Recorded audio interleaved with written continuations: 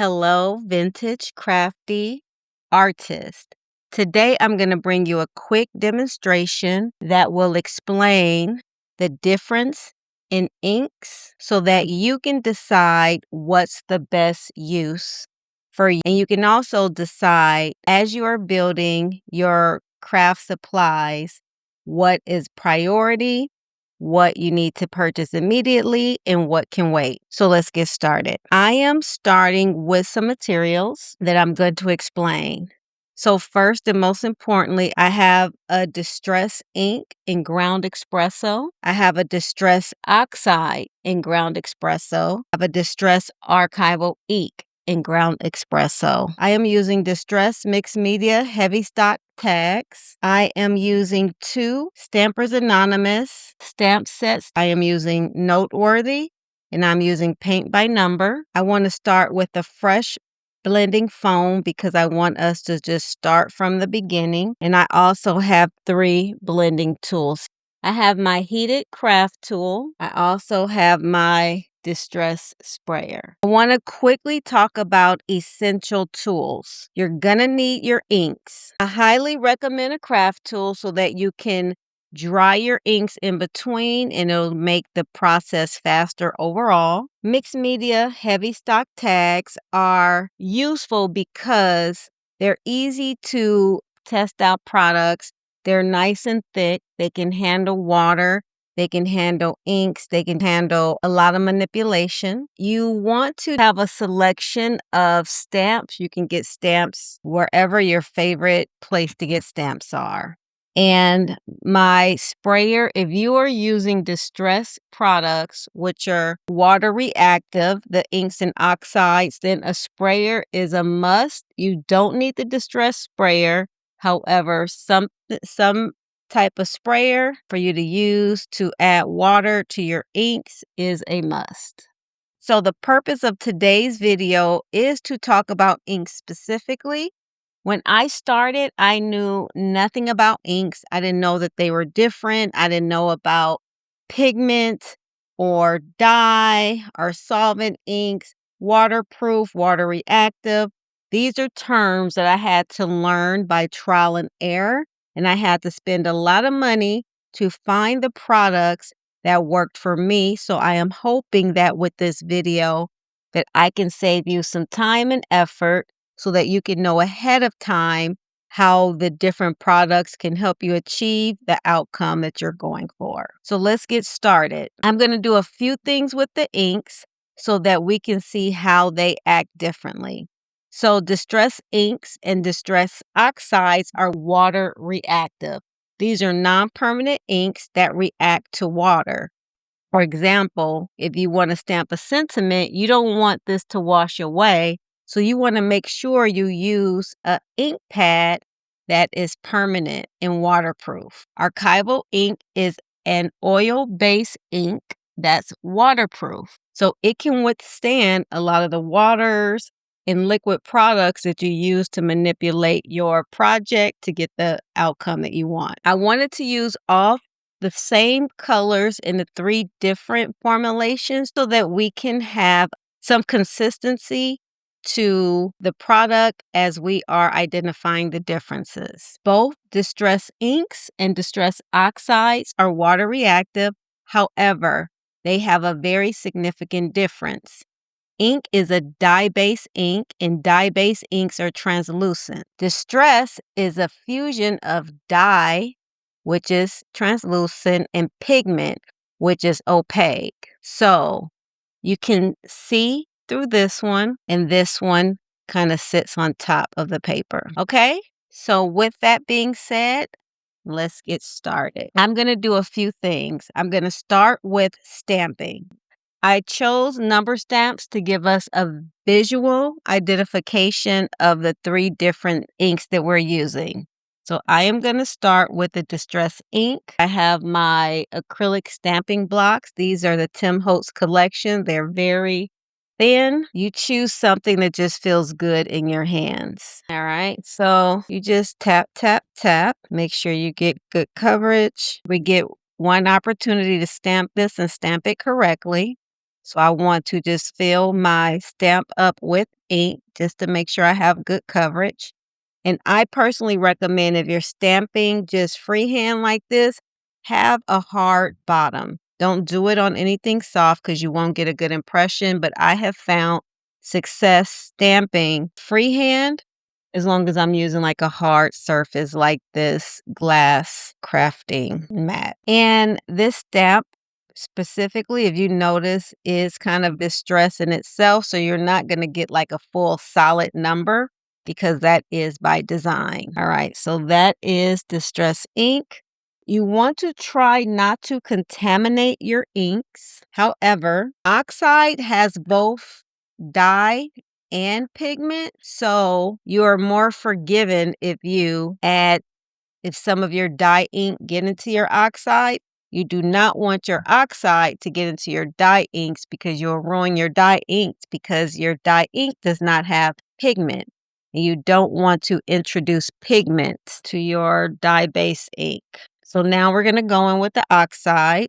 And we're going to just stamp using the number 2. So that gives us kind of a consistency between the tools that we're using to compare, but it's also giving us a visual difference so that we can remember in the end we have the distress ink, and here we just did the distress oxide. And now we're going to use the number 3 for the distressed ink. And again, I probably kind of go overboard because it's always scary stamping freehand because if you mess up, sometimes you have to start all over. But in this case, we're just playing around. So even if it doesn't come out perfect, the stakes are not that high because this is just test out the ink. So that's the great thing about these mixed media tags. They're not super expensive, so you don't feel as bad just using it to test. All right, so we have our first step. We just ink in distress ink, distress oxide, and archival ink.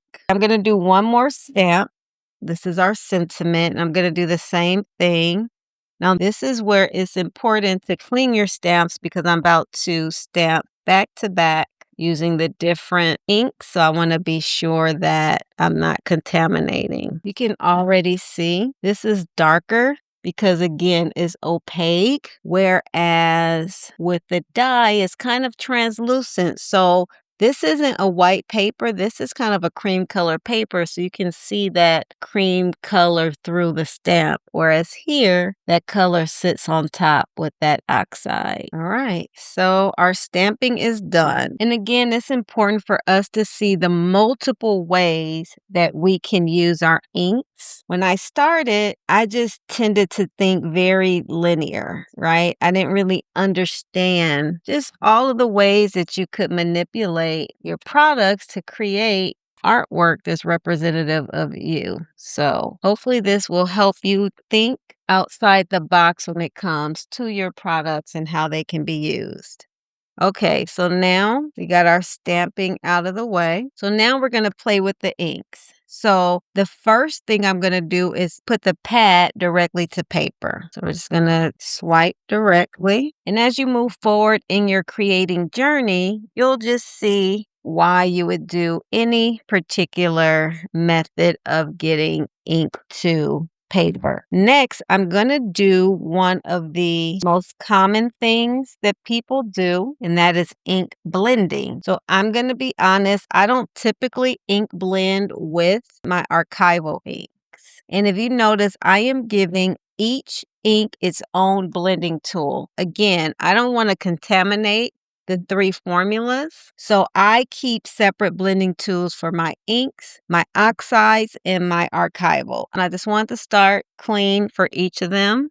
So I'm just going to kind of make sure I get some ink on my tool here. I start off the paper because if you go straight on, you'll get like the circle, which we don't want, okay? So we'll just start. I'm just going to ink blend all around the cards. Ink blending the edges is a staple to the whole distress vintage kind of grungy look. Giving your card that frame, it just really draws the eye to the center of your project. So now we're going to go in with the oxide. We're going to do the same thing. And the reason why we're demonstrating using the same materials and the same techniques is just so that you can see how everything kind of interacts.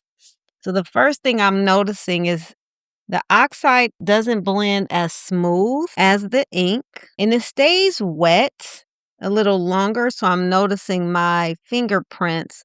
So you may want to be mindful of that. You can get a Post-it note or something like that to place on it so that your fingers are not transferring. You're also seeing that you're getting a darker blend here because, again, this is oxide and it has that opacity where your inks are translucent.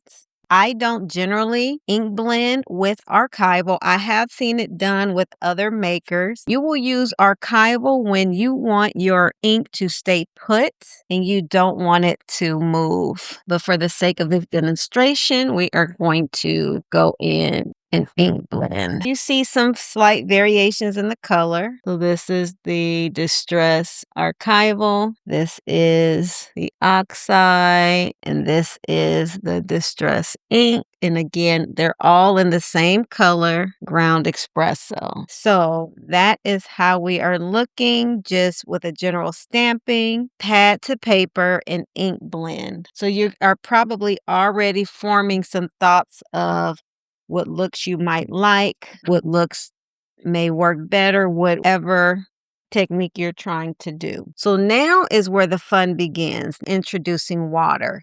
This is where we see specifically what those differences are. Okay, so one tool that will help with this process is regular paper towels. And you'll see why. First, I'm just gonna get my sprayer and I'm gonna do just a regular spritz. And with this, you're going to see why I choose an actual distress sprayer as opposed to some other type of sprayer from the dollar store or something like that. However, you can do these techniques in different ways. First, I'm going to just do a spritz, and I am going to take out my heat tool and I'm just going to dry. Okay, so now we're getting into the beauty of water reactive. So this is the oxide, this is the ink. So you can see in both of these where the water hits is you're starting to see that ink kind of wick around. So specifically with the oxide, I'm noticing you're getting those water lines, which is the look that we're going for when we're using distress ink. The point is to distress. We're trying to make our project look old and antique. We're trying to make it look water damaged. That's on purpose. So if you see with just a regular spritz, you get some of the droplets. So if you notice, just with a regular spritz, the oxide, I see more reaction. They're bigger, they're lighter. Again, you start off darker with the oxide because it's an opaque ink. So the water reaction is a little more subtle in the ink.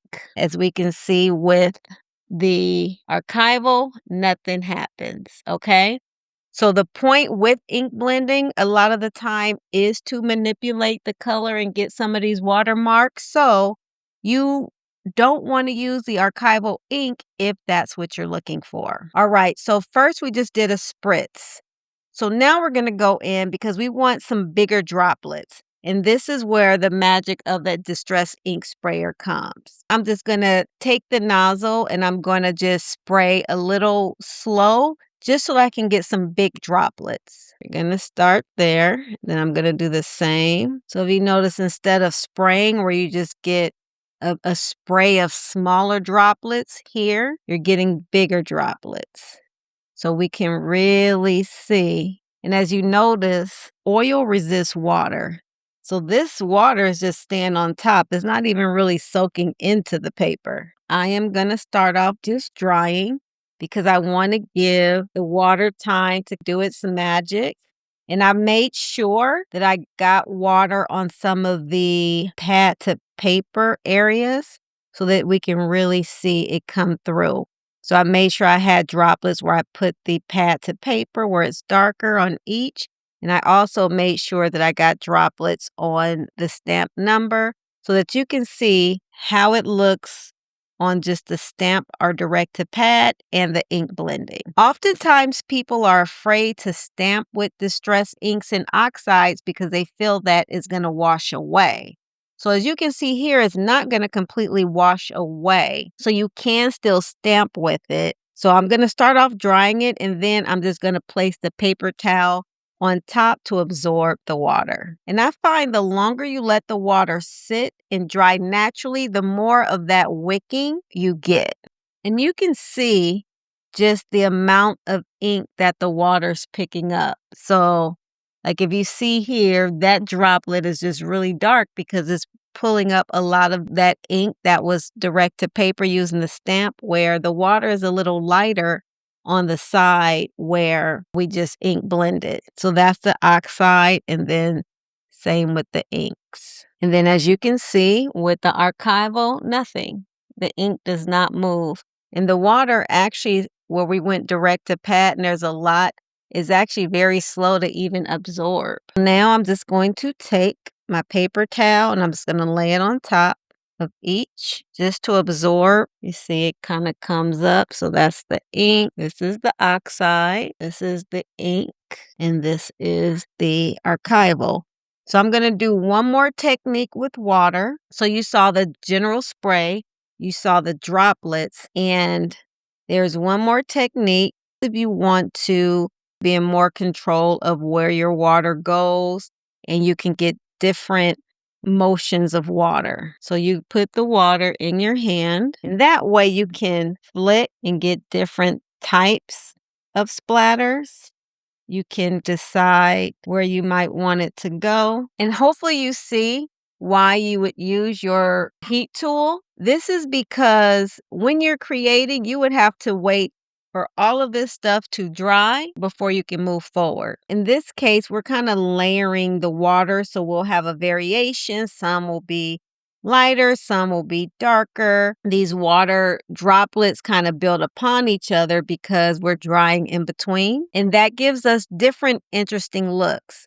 Another part of this is that you can't necessarily control the outcomes. That's all in the beauty of creating, is that you get what you get after playing around. I like to dry as completely as possible, but for example, I have a really big puddle here. So in that case, I am going to just take my paper towel and I'm just going to soak that up. And notice you're just putting it on. You're not wiping it. And then I think we already saw that nothing's happening with this archival ink, but just the sake of consistency, I will do my water droplets here as well. Make sure they get on here so that you can see that, yeah, nothing's happening. All right, so clean paper towel, you put it down and you get a white, you get a clean paper towel, right? Because nothing's coming off. So if you notice that. I hope you enjoyed this demonstration of using the 3 different distress products so that you can decide what will work best in the project that you have and what will be the best item for you to buy. So one other thing I wanted to point out, in addition to the water reaction, I don't know if you can see in the camera, but you can see the undertones of the inks show up. So as I'm looking at the ink, I feel like I'm seeing some purple undertones. So whatever tones and pigments that they use to create this ink, I'm seeing some purple.